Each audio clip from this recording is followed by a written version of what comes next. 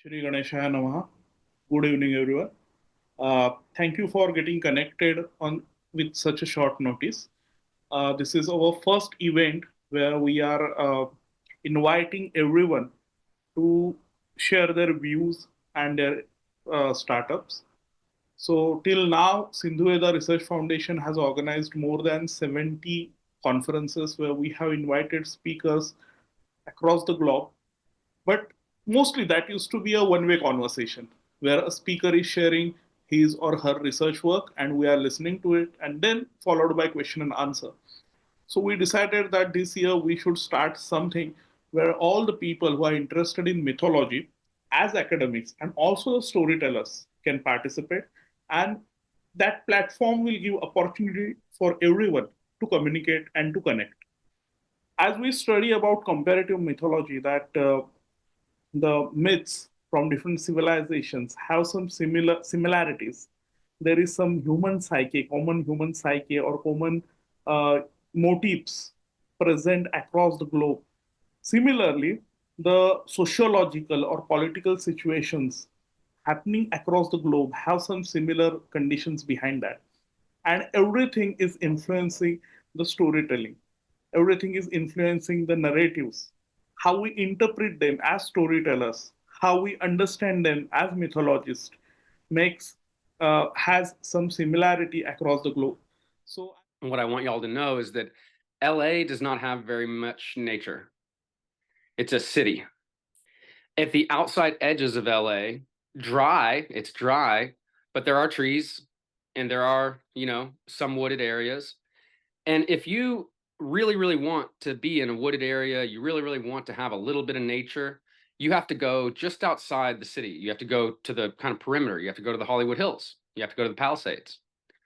Well, there's been a little bit of a zeitgeist, and I don't know if y'all feel it where you are in the world, but there's been a turn towards nature that's, it happens throughout the eras, but there's a moment right now where there's a special relationship with nature, and people are pursuing a development of that relationship. And a lot of people moved to these edges of Los Angeles. There's one woman I know who started a kind of spiritual, healthy community um, around the Palisades. And these are people that, move there for a few years to build community of people that care about depth and nature and also spirituality and certainly myth too in relation. And their whole community that they've been building the last 4 years burned down. And so what I'm saying is that if you wanted to go just to the edge of LA, if you desperately wanted a little bit of nature, what you're experiencing right now is that nowhere is safe. You thought the Hollywood Hills wouldn't burn. You thought the Palisades wouldn't burn. You thought Pasadena wouldn't burn. Wrong. And that's really scary that we're having that feeling and we're having that experience, because the fact that people were moving to those edges to start these special communities and to try to connect LA consciousness and more with nature. And so this is a real boogeyman at the edge, the boogeyman in the woods, scaring you back into the city. And these fires are doing that. And it's very sad, because I know what we're here to talk about today, and I'll just jump into and share my part on it. I think we're talking a little bit about what is mythology today and where is mythology today and that kind of thing. And I actually believe that I've been observing nature playing a growing role in the conversation around mythology. And for me, what I've been experiencing, and this is partially just my own direction, when you look at world mythology and you say, okay, Vairocana, you've got all these different figures all over the world and all these different myths, and we do this thing where we comparative myth. We're staying on this plane of myth, but is there something beneath? Is there something deeper?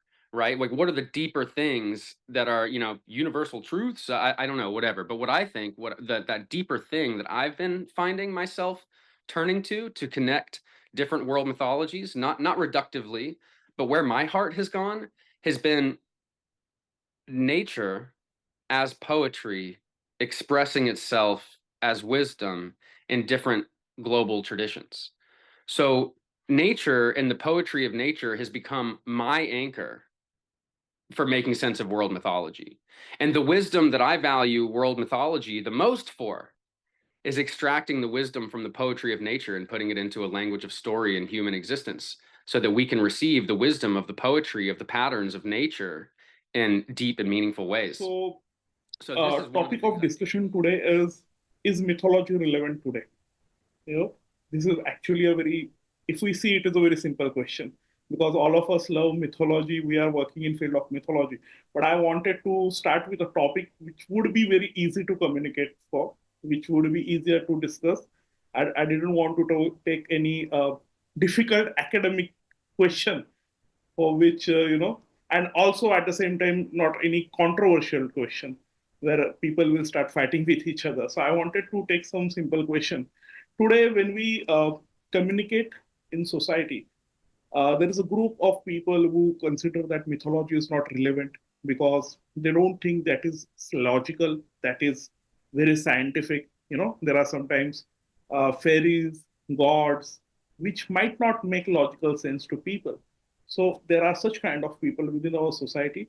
And at the same time, there is another group of people who are using these stories not as motives, but uh, as a reason for creating propaganda. It can be political, it can be social. The interpretations of these stories are used to create personal narratives, which are very perhaps maybe harmful for the society as well. So there are these two extremes, and between these two extremes, the question is mythology relevant today? Then I want to start with a quote by Michael Witzel, and in the Origins of the World Mythologies 2012, where he says, why do we still need myth? One reason seems to be that even in contemporary society, positive knowledge so greatly overflows our imaginative powers that our imagination, unable to apprehend the word that is revealed to it, has no alternative than to turn to myth again. I think myth is genetically woven within ourselves. And it's like part of, I believe it's part of our DNA. And irrespective of which part of the culture or the world we are from, but we all have emerged as human beings. And there are stories. Now, myths are truths of some generation that we don't know. To understand what a myth really wants to communicate, and I'm using this word communicate very deliberately, because there could be another words I could have used, but when you want to communicate, the communication sometimes very beautifully covered with story. Now, to me, to find the truth that we need to realize and live our lives are told to us in the form of stories, which some people is call still it quite difficult to see. What do we do with this loss of mythology? How do we reconnect to the past in a certain way? And that's what I think what we are doing at the moment, trying to reconnect also to our own historical past that has been lost in a certain way. Yeah. So yeah, maybe this is also this seeing Europe and connecting Europe is a big task, and to only try to do it on an economic base, or to only try to do it on a political base is also things. So I was quite struck by the question that Sunil put forward towards us, because I think that myth is perhaps more relevant and more influential than it has ever been before. Let me restate that again. I think myth is more important and more relevant than it has ever been before, predominantly so because it is predominantly invisible. So as kind of like a starting scholar of mythology, of religion, you always want to go to these big sources. You go to like the Eddas, for example, or you go to the Mahabharata or the Ramayana when you're in India, or you go to, I don't know, you go to other sources that are from a certain culture, like these kind of big mythological stories. But the thing is with mythology is that it does not happen just in these stories. Myth quite often is a very lived reality. And I think that essentially each culture, each group, each social group has its own mythology, but very often it's very implicit, it's very invisible. Um, Thank you very much, um, Ariel. While listening to you, we realize that there are again two perspectives of understanding.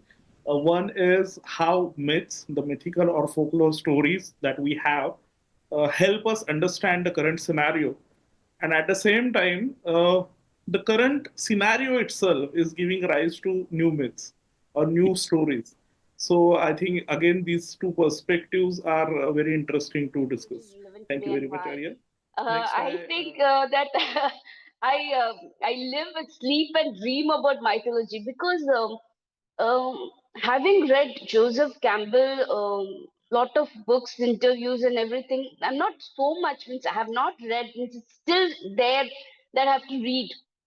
I'm still a scholar, but he's saying that we are that we are seeking. We are not actually seeking a meaning of life. We are wanting to experience life, and that is how it comes in every day.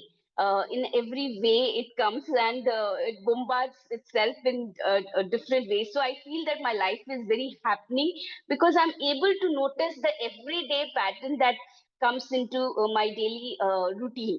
So it's like even if it's even if it's a boring place and you are alive at the moment, you can feel so many things, and there are so many things happening around. And nature plays a crucial role, as Will said. I'm sorry, Dr. Will said. So there is a phenomena called as order out of chaos. So there is chaos, and again the chaos brings out the order. So myths, in a way, no matter how chaotic it is around us, how depressing it is around us, myth somehow gives us a roadmap. So what Joseph Campbell says in Hero's Journey, that is motivational to lots of people, how to move ahead. And in India, if we say, we are always being given the example of Ram. See how Ram sacrificed, how he decided to go in forest to keep his father's promise instead of going for the throne. So I think, yes, what you say, what you are saying makes sense. That it gives us the roadmap in chaos. It shows us the light in darkness. So yeah, Explaining thank you it very is that much. even mythology, right? I Next, mean, before we talk about mythology, we have to ask the life is asking three big questions. One of the first questions that we ask ourselves, like, I'm talking about an intelligent life after the basic survival is life out there? We all want to know that. I mean, our pop culture is reflected, right? We just want to know if there's an existence of life, right? Then after we've got some understanding of existence of life, like we know humanity exists, we know life forms exist in Earth, right? The second question that comes is, how has it evolved? What actions took it so that it became the way it has, right? And that's where evolution, the concept of deep history and all comes in, right? But then comes a third question, because even after you get some sense of existence, and the thing is, how does life understand itself, right? What does life tell itself? And I think that is the way I see the thing, because for me, mythology is the most intimate way you can get to know something. It's the culture's way of defying the biological imperatives, and I would even say this idea of, like, what the cosmological timeline has told us, right? Like, we are 14 billion years ago. No, in our mythology we may have been eternal, right? Sanatan dharma, like we will have these terms, because what it gives us is that it allows us to bring our own our own form of identity into the picture. And I do believe mythology is the most intimate way, because if you think about a friend, right? I mean, think about why you're friends with someone. Why do you care about your family more, apart from the, again, the the biological drive? It's because you understand their mythology. You kind of know it, and that's the reason why we sometimes find people from another culture slightly like this thing. But when we talk to someone, it's like, oh, this person happens to be within the same country. We automatically feel a connection, even though we may have not met them, right? I mean, even in this group, right? Like just by the fact that everyone's talking about mythology, I feel a lot closer to you, even though I probably have a parasocial relationship where I've probably read papers from like many of you, and I feel like I already know you just because of the fact that we have an interest in mythology, and that makes me feel that our mythologies are the same, right? Irrespective of the differences of how we approach it, right? And I think that becomes more and more, important, because the way we look at mythology, right, Yes, is many I times I think also feel that uh, being too much of academic also spoils the fun of the stories. What they say is too many shapes spoil the dish.